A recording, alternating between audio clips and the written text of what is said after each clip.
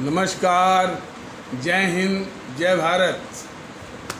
भारतीय अवाम ताकत दल अपने भारतीय भाई बहनों अर्थात अपने देश भारत की जनता अर्थात अपनी भारतीय अवाम से भारतीयता आधारित आपसी श्रद्धा, भारतीयता आधारित आपसी स्नेह, भारतीयता आधारित आपसी प्रेम, भारतीयता आधारित आपसी अखलाक मोहब्बत, भारतीयता आधारित आपसी सहयोग, भारतीयता आधारित आपसी सम्मान, भारतीयता आधारित आपसी एकता, भारतीयता आधारित आपसी भाईचारा तथा भारतीयता आधारित आपसी सद्भाव को समझने व उसे आत्मसात करके वैसा ही आचरण एवं व्यवहार करने हेतु और इसके पूरे देश में प्रचार प्रसार करने हेतु और प्रत्येक देशवासी को इसकी अहमियत और महत्व को समझाकर उसे अपनाते हुए वैसा ही आचरण एवं व्यवहार करने हेतु और प्रत्येक देशवासी को अपना ही भारतीय भाई बहन मानकर समझकर अपनाकर उनके साथ वैसा ही और उसी अनुसार आचरण एवं व्यवहार करने हेतु हमेशा सतत और सदैव अदब के साथ आदर के साथ अर्ज करता है, विनती करता है। अब हम सभी लोग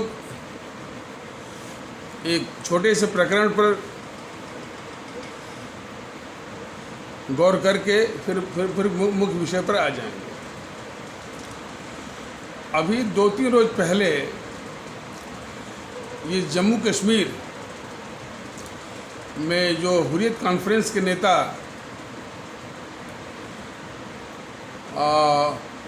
कोई गिलानी करके उन्होंने इस्तीफा दिया 90 साल की उम्र में, तो उसी पर बहस हो रही थी। भारतीय जनता दल को कुछ नहीं कहना है इसमें, वो अलगाववादी नेता हैं और उसका कोई भी नेता जब वो कब्र में पांव लटकाने को होता है तो इसी तरह की बात करता है और अपने पाप ढूंढने की बात करता है और उसी को लेकर के जो ये बेवकूफ़ किस्म के सब एंकर हैं वो इसी तरह का जो है वो परिचर्चा करवाते हैं। उसमें जो मुख्य बात ये थी कि जो जम्मू कश्मीर से आए हुए जो प्रवक्ता थे, फिर वही कश्मीरियत का रट वो लगाए हुए थे और उसी परिचर्चा में भारतीय जनता पार्टी के प्रवक्ता श्री समित पात्रा भी उसमें शामिल थे। अब ये सवाल उठता है कि हमारे देश में क्या कश्मीरियत, क्या बिहारियत, यूपीयत, पंजाबियत, तमिलियत ये चलेगा? ये जो भाजपा के छद्म राष्ट्रवादी हैं उनसे पूछने की जरूरत है। देश के अंदर जो विभाजनकारी शक्तियां हैं हर रूपों में हर तरह से वो सक्रिय हैं और अब टीवी चैनलों पर छाती तान करके वो बोला करती है। उसका एक बानगी, उसका एक नज़रिया ये भारतीय जनता दल बता रहा है कि उस परिचर्चा में बार बार कश्मीरियत अब बहुत ज़माने से, और वो हवाला सब दे रहे थे कि वाजपेयी जो प्रधानमंत्री थे महोदय थे वो भी कश्मीरियत की बात करते हैं। तो ये सभी आदरणीय भारतीय भाई बहनों को अच्छी तरह जान लेना चाहिए। भारतीय जनता दल बता भी रहा है ये राष्ट्र भारत है और हमारा वजूद यह है कि हम भारतीय हैं और हमारा आधार भारतीयता का है। इसलिए किसी भी कश्मीरियत, यूपीयत, बिहारियत, पंजाबियत, राजस्थानियत,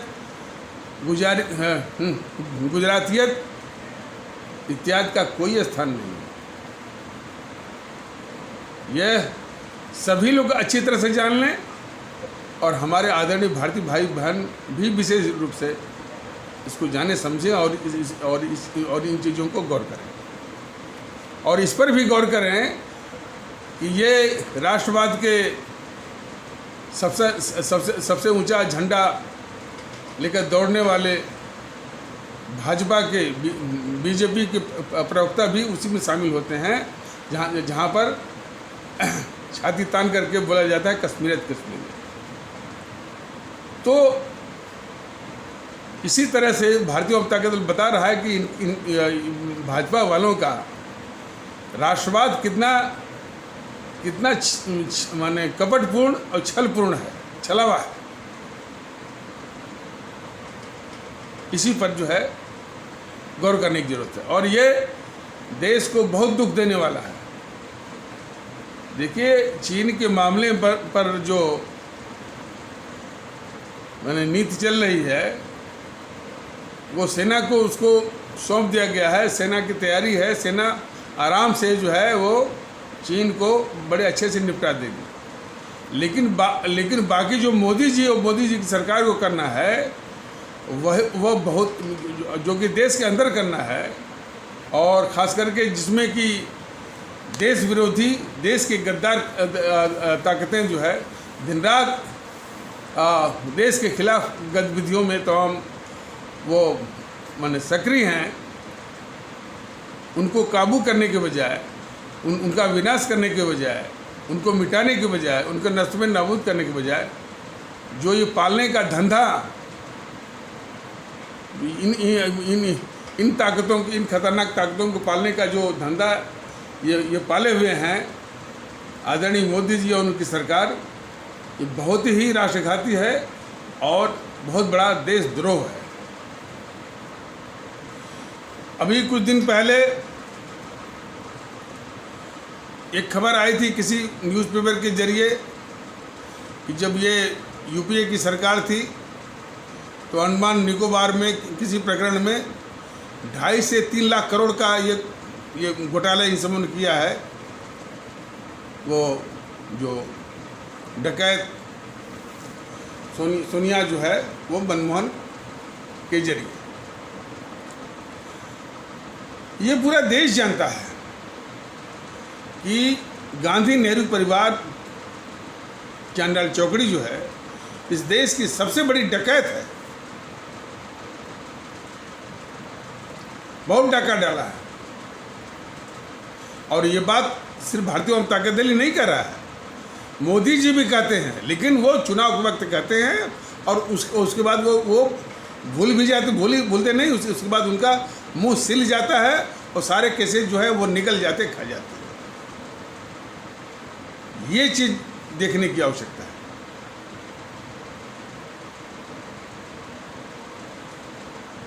तो मतलब जितने भी भ्रष्टाचार के केस हैं, जितने भी घोटाले हैं, सारे केसेस, सारे मामले ये चुनाव के वक्त जो है बस वोट बटोरने के लिए कहते हैं, इसके बाद वो एक पर भी जो है माने वो सारा कुछ निकल जाता है। ये देश के साथ बहुत बड़ा यानी जितना देशद्रोह इन डकैतों ने किया है लूट करके, उससे भी बड़ा देशद्रोह मोदी जी का है कि इन डकैतों की डकैती को छुपाने का यह भी बहुत बड़ा वो देशद्रोह है। अब आगे चलिए, चीन से इसमें जो अपना दुश्मन नंबर 1 चीन है, उसके साथ युद्ध जैसी स्थिति बनी हुई है कि उनका पता नहीं कब युद्ध छिड़ जाए। उसमें भी ये गद्दार राहुल अपनी सेना पर ही जो है वो सवाल उठा रहा है। भारतीय जनता दल, आदरणीय मोदी जी, उनकी सरकार बीजेपी वालों को बराबर इस बात की चेतावनी दे रही है कि ये बहुत ही खतरनाक देश के शत्रु हैं। जेएनपीसी और जेएनपीसी का जो भी है इसमें राहुल, सोनिया, प्रियंका, उनका ज़रूरत में माने और राष्ट्र की सुरक्षा के लिए, राष्ट्र के हित के लिए इन तीनों का पॉलीग्राफ टेस्ट, साइको टेस्ट और नार्को टेस्ट करवा करके और इनके मंसूबों को जान करके उन मंसूबों को देश की जनता के सामने बताकर इनको बेनकाब करते हुए इनको एक ही कार्टून में पैक करके इटली भेजने की सख्त आवश्यकता है और तुरंत आवश्यकता है। लेकिन ये मोदी जी उनको ऐसा करने के बजाय उनको अपनी गोद में बिठा रहे हैं। तो ये गद्दार राहुल फिर अपनी उस वक्त सेना पर उठा रहा है सवाल, जिसमें अपने दुश्मन नंबर 1 चीन के से युद्ध जैसी स्थिति बन गई। इस गद्दार राहुल की गद्दारियों के तमाम प्रकरण देश भी जानता है, भारतीय वाम ताकत दल ने भी याद दिलाया है। मसलन नंबर 1, जब कुछ साल पहले 3-4 साल पहले जेएनयू के प्रांगण से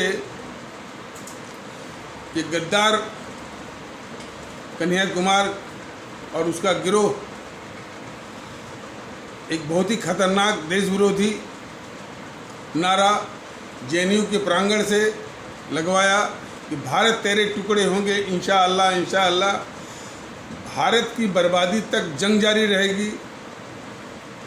ये सभी आदरणीय भारतीय भाई बहनों को जानना चाहिए। इस तरह का खुला और सरेआम नारा हमारे देश की सार्वभौमिकता, संप्रभुता, एकता, अखंडता पर सीधा हमला है। एक तो पहली गलती आदरणीय श्री मोदी जी जो प्रधानमंत्री हैं, उन्होंने ये सबसे बड़ी यानी देश विरोधी काम किया कि इस मसले को सेना को सौंपने के बजाय इन्होंने जो है वो अदालती प्रक्रिया में इसको उलझा दिया। 36 महीने में चार्जशीट बनी और फिर इसके बाद तो फिर जो केजरीवाल जो गद्दार था वो लेके बैठ गया 9-10 महीने, वो अलग है। लेकिन उस इतने खतरनाक देश विरोधी नारा लगाने वाले गद्दार कन्हैया कुमार उसे गिरोह का इसने खुला समर्थन किया था गद्दार राहुल गांधी ने।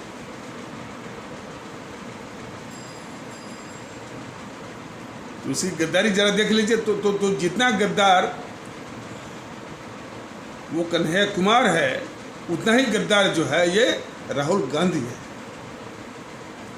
क्योंकि इसने उस खतरनाक देश विरोधी नारे का समर्थन किया। फिर इसके बाद नंबर 2, डोकलाम के मुद्दे पर 2 साल पहले इसी तरह से भारत और अपने दुश्मन नंबर 1 चीन के साथ तनातनी और युद्ध जैसी स्थिति बनी हुई थी। उस दौरान अपने दुश्मन नंबर 1 चीन के राजदूत से रात के 12 बजे चोरी छुपे गुप्त रूप से मिलता है। अब तो ये भी बातें स्पष्ट हो रही हैं कि शायद वो पैसे के लिए मिला था कि राजीव गांधी फाउंडेशन आदि के जरिए हमको पैसे दो, तो हम जो है भारत के खिलाफ और तुम्हारे चीन के पक्ष में गद्दारी करेंगे। और ये भी आदरणीय प्रधानमंत्री श्री मोदी जी और उनकी सरकार को मालूम है, बीजेपी को भी मालूम है। नंबर 3,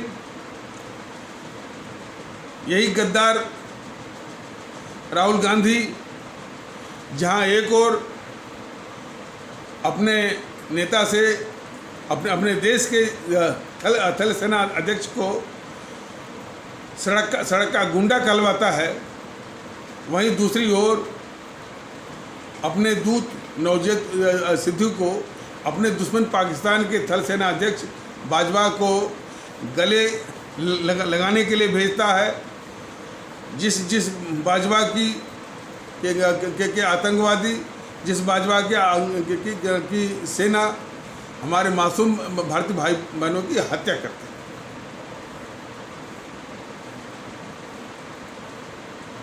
नंबर 4, जब अपने सीमा के पास और पाक अधिकृत कश्मीर पीओके क्षेत्र में आतंकी ठिकानों को नष्ट करने के लिए हमारी भारतीय फौज सर्जिकल स्ट्राइक करती है, तो ये गद्दार राहुल वो उसके सबूत मांगता है और हमारी फौज के, हमारी सेना और पराक्रम पर सवाल उठाता है, एक गद्दार राहुल। नंबर 5, उसी तरह से पुलवामा में जो आतंकवादी हमला हुआ, उसके बदले में जो हमारी भारतीय वायुसेना ने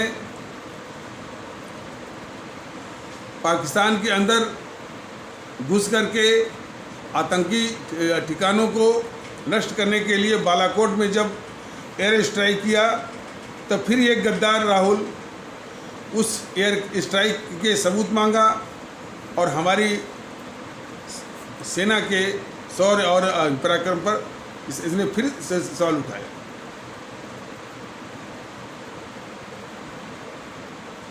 छठा, ये बराबर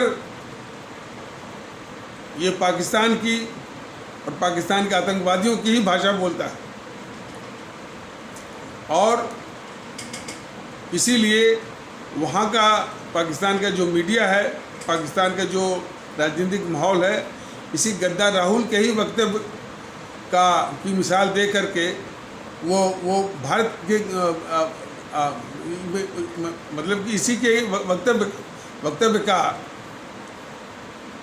वो पाकिस्तानी मीडिया और पाकिस्तान का राजनीतिक माहौल जो है भारत के खिलाफ गद्दार राहुल के वक्तव्यों का इस्तेमाल करते हैं। और इसमें जब वो चीन के साथ तनातनी हुई, जो प्रोपेगेंडा मशीन है चीन की ग्लोबल टाइम्स, उसकी झूठी आधारहीन अफवाह भरी बातों का हवाला दे करके अपने ही देश के खिलाफ तमाम वो झूठी अफवाहें फैलाए और झूठी बातें कही। तो ये घोर गद्दार है। लेकिन ये घोर गद्दार है, ये बात यही नहीं रुकती है। ये घोर गद्दार उल्टे आरोप लगाता है आदरणीय प्रधानमंत्री मोदी जी के ऊपर और मोदी जी उसके आरोप को स्वीकारते हैं। गद्दार राहुल, गद्दार सोनिया और इसके आगे ये प्रधानमंत्री जी घुटने टेकते हैं, उसके आगे नतमस्तक होते हैं।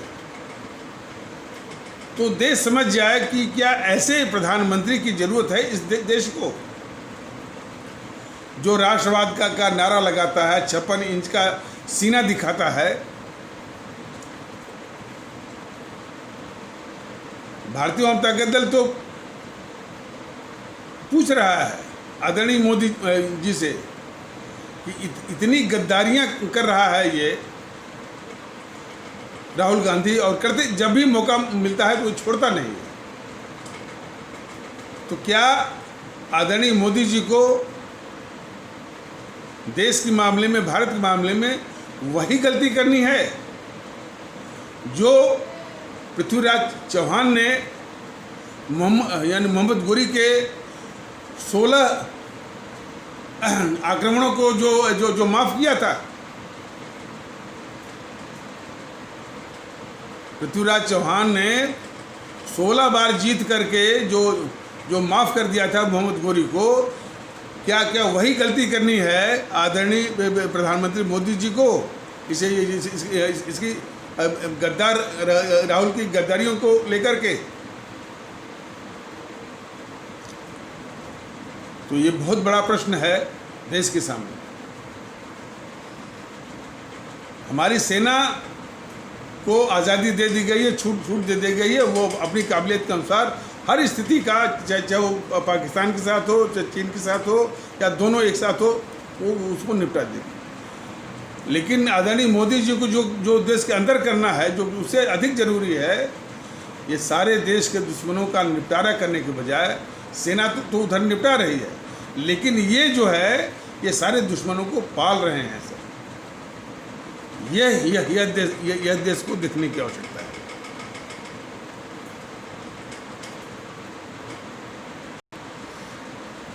चीन से तनातनी और युद्ध की स्थिति में भी ये गद्दार वाम दल अभी भी चीन का ही पक्ष ले रहे हैं। गद्दार जेएनपीसी अभी भी चीन का ही पक्ष ले रही है। लेकिन ये सवाल आगे बढ़ता है, इन गद्दार वाम दलों के प्रवक्ताओं और गद्दार जेएनपीसी के प्रवक्ताओं को ये गद्दार जो है टीवी चैनल वाले क्यों बुलाते हैं? ये बहुत बड़ा अपने आप में सवाल है। हमारे आदरणीय भारतीय भाई बहन इसको बहुत गौर से देखें। यदि हो सके तो संगठित होकर के इन सारे टीवी चैनलों का बहिष्कार करिए। इनकी जब टीआरपी पर असर आएगा, इनकी टीआरपी घटेगी, तब जाकर के इनको थोड़ा असर होगा। लेकिन ये गद्दार हैं, ये बिल्कुल जान लीजिए इनको। ये चैनल वाले बुलाते भी हैं और उस गद्दार राहुल और गद्दार सोनिया की बात को बराबर दिखाते हैं कि राहुल ने मोदी सरकार पर हमला बोला। भारतीय जनता दल इन चैनलों से पूछना चाहता है कि वो राहुल को इस देश का गद्दार मानता है कि नहीं मानता है, इन कारगुजारियों के चलते। और इन कारगुजारियों की उनको उसको जानकारी है कि नहीं है। और यदि जानकारी है तो राहुल को इस देश का खतरनाक गद्दार मानता है कि नहीं मानता। और यदि वो मानता है तो फिर उसके वक्तव्य को वह क्यों दिखाता है? तो ये टीवी चैनल वाले इस देश की खतरनाक और देश विरोधी जो संगठन है वाम दल, उसके प्रवक्ताओं को बुलाया करते हैं और देश विरोधी प्रलाप जो है ये सुनवाते हैं देश को। तो देश वास्तव में कितने खतरों से गुजर रहा है और सिर्फ गुजर रहा है, यह देखने की आवश्यकता है आदरणीय भारतीय भाई बहन। और ये सब आदरणीय मोदी जी की छत्र छाया में चल रहा है। ये गद्दार चैनल अपनी गद्दारी कर रहे हैं। गद्दार राहुल गांधी अपने तरह से देश के खिलाफ गद्दारी कर रहे हैं। सोनिया अपने तरह से गद्दारी कर रही है। प्रियंका भी वही गद्दारी कर रही है। ये वाम दल अपने तरह से देश के खिलाफ वो गतिविधियाँ वो चला रहे हैं। देश विरोधी मीडिया भी है, पत्रकारों का समूह भी है। सब जो है निर्बाध रूप से अनब्राइडल्ड, बगैर रोक टोक के देश विरोधी गतिविधियाँ चला रहे हैं, देश विरोधी ताकतें। और इस सारी ताकतों को ये मोदी जी प्रधानमंत्री के रूप में इनको निपटाने के बजाय, इनको नस्ल नाबूद करने के बजाय, इनका विनाश करने के बजाय इनको पाल रहे हैं, सिर्फ इनको सामने रख करके वोट लेने के।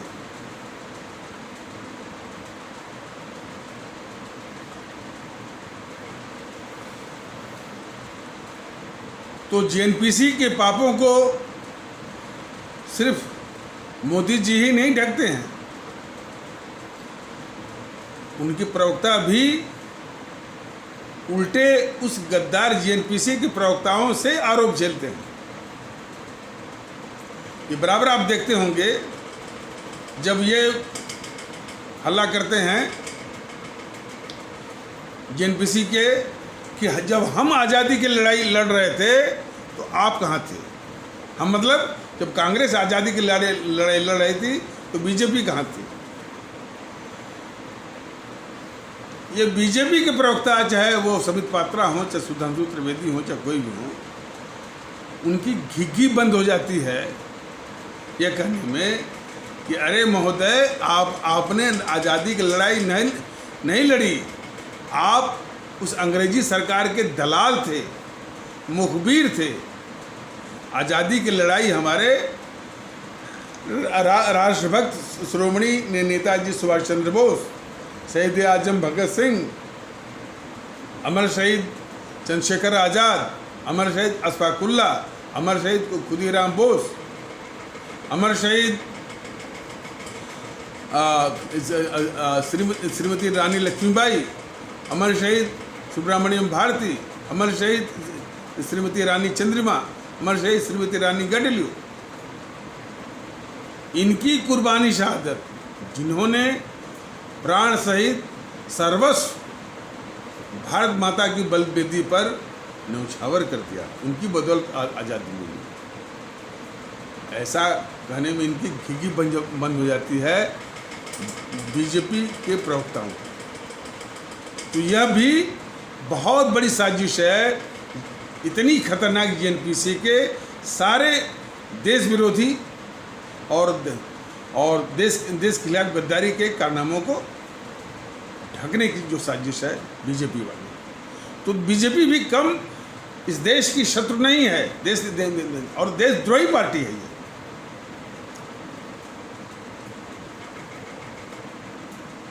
तो कल का प्रकरण था, तुरंत वो मनीष तिवारी कह रहा है कि मोदी जी याद करें कि हमारी इंदिरा गांधी इस पाकिस्तान के 2 टुकड़े करवाई थी। उस गद्दार जीएनपीसी का जो चमचा जो है मनीष तिवारी को बताने की ज़रूरत है कि पाकिस्तान को बनवाने वाला वो गद्दार नेहरू था। रही बात 2 टुकड़े की, ये भारतीय सेना ने किया था। भारतीय सेना ने ही जो है वो 95 पाकिस्तानी सेना का आत्मसमर्पण भी करवाया था, सरेंडर भी करवाया था। लेकिन उसके बाद गद्दार इंदिरा ने, जो हमारी सेना ने वो पाकिस्तान की ज़मीन जीती थी लाहौर तक, उस हमारी सेना के द्वारा जीती हुई लाहौर तक की ज़मीन को इस गद्दार इंदिरा ने शिमला समझौते के माध्यम से उसको लौटा दिया। ये गद्दारी थी वो इंदिरा की, तो वो गद्दारी वो बतानी थी, लेकिन इनका मुंह सिल जाता है, क्योंकि इनको जीएनपीसी के सारे पापों को ढकना है। और एक दिन वो दाढ़ी वाला प्रमोद कृष्णम आता रहता है, हमारे इंदिरा ने गोली खाई, हमारे राजीव ने गोली खाई। उस जो प्रमोद कृष्णम है, गद्दार जीएनपीसी का बहुत घटिया किस्म का चमचा जो है वो प्रमोद कृष्णम, को ये बता नहीं पाते कि जो गद्दार इंदिरा थी वो खालिस्तानी आतंकवाद को इसने बढ़ावा दिया, भिंडरा वाले को ला करके। और खालिस्तानी आतंकवाद जो पंजाब सहित पूरे देश में, पूरा देश जल रहा था उस खालिस्तानी आतंकवाद में। तो जिस खालिस्तानी आतंकवाद की आग में उस गद्दार इंदिरा ने पूरे देश को झोंका, उसी आग में वो गद्दार इंदिरा भी सुहा हो गई। और उसी गद्दार इंदिरा ने, कोई खुंदक थी इससे श्रीलंका से, वहाँ के जो आतंकवादी LTTE की ट्रेनिंग करवाई देहरादून में। और इसके बाद जो दक्षिण के राज्य हैं, विशेष करके तमिलनाडु इत्यादि में एलटीटी का आतंकवाद पूरा फैल गया, पूरा जो है वो उसका शिकार हो गया। तो हमारे देश को एलटीटी के आतंकवाद में जिस गद्दार इंदिरा ने झोंका, उसी आग में उसका बेटा राजीव भी स्वाहा। तो और इसको वो कांग्रेसी या वो घोर चमचा, गद्दार जेएनपीसी का घोर चमचा प्रमोद कृष्णम कर रहा था कि वो गोलियां खाई, शहीद हुए। ये बताने की हिम्मत नहीं, मंशा बिल्कुल नहीं है बीजेपी के प्रवक्ताओं के द्वारा। तब इनका मुंह सिल जाता है। ये तब शेयर होते हैं जब कोई, अच्छा, ये कभी भी जेएनपीसी को गद्दार नहीं कहते हैं, राहुल को गद्दार नहीं कहते हैं। इन गद्दारों के चमचा जो प्रवक्ता आते हैं उनको भी गद्दार नहीं कहते हैं। ये गद्दार कब कहते हैं कि यदि कोई इस्लाम आस्था वाले भारतीय भाई बहनों के समाज से यदि कोई प्रवक्ता दिख जाता है, वो भी दाढ़ी ओढ़ी रखे, और तो उसको फट से उसके खिलाफ ये शेयर हो जाते हैं और उसको कभी कभी गद्दार भी बोलते हैं। ये इनकी मानसिकता है। जो गद्दार इतनी घोर है, जेएनपीसी उसको गद्दार नहीं कहेंगे। इस्लाम आस्था वाले भारतीय भाई बहनों का यदि कोई प्रवक्ता या कोई मिल जाता है, उसको बीजेपी के प्रवक्ता गद्दार मानते हैं। दुखड़ा तो और तब बढ़ जाता है कि वो जो प्रवक्ता आते हैं इस्लाम आस्था वाले इन टीवी चैनलों में भाग लेने के लिए, जो टीवी चैनलों में इस्लाम आस्था वाले समाज से जो प्रवक्ता आते हैं, जिनको देख कर के ये बीजेपी के प्रवक्ता शेयर हो जाते हैं, और वही प्रवक्ता जब घोर देश विरोधी, घोर गद्दार वामदल हों, घोर देश विरोधी और घोर गद्दार जेएनपीसी के प्रवक्ता हैं, उनके आगे ये भीगी बिल्ली बन जाते हैं, उनकी गालियाँ भी सुनते हैं। लेकिन कोई यदि इस्लाम आस्था वाले भारतीय भाई बहनों के समाज से कोई प्रवक्ता है, उसके आगे ये शेयर हो जाते हैं छाती तान करके, और उनको कभी कभी ये गद्दार बोलते हैं। लेकिन ये दुखड़ा दुगना हो जाता है कि वो इस्लाम आस्था से आए हुए प्रवक्ता, वो इस्लाम आस्था वाले भारतीय भाई बहनों के समाज से आए हुए प्रवक्ता भी उसी गद्दार जेएनपीसी की ही तरफदारी करते हैं। उसी गद्दार जेएनपीसी, उसी गद्दार वाम दलों की वो तरफदारी करते हैं। ये और दुखड़ा बढ़ जाता है। तो मैंने 60-70 सालों से जिस तरह का माहौल इन सबों ने बनाया हुआ है, बहुत ही विषाक्त है, बहुत ही देश विरोधी है। तो ये भारतीय जनता दल के लिए बहुत एक जाइजेंटिक टास्क है, हरक्यूलियन टास्क है, हिमालयन टास्क है। लेकिन ये कितना भी कठिन है, वो आपके सहयोग से वो आसान होने वाला है।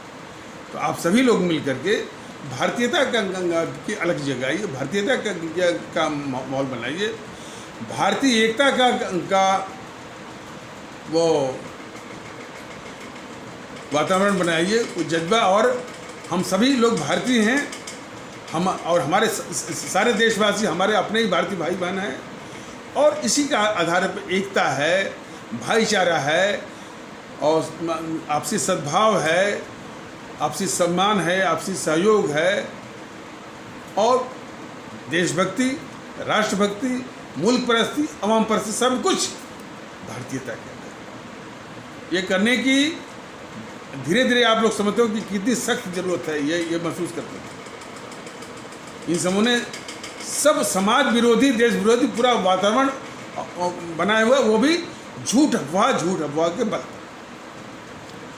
तो ये जो भारतीय जनता दल ने काम उठाया है, फिर से मैं कह दे रहा हूँ कि it is very very gigantic task, it is very very herculean task, it is very Himalayan task, लेकिन वो आप लोगों के सहयोग से आसान हो सकता है, बशर्ते आप लोग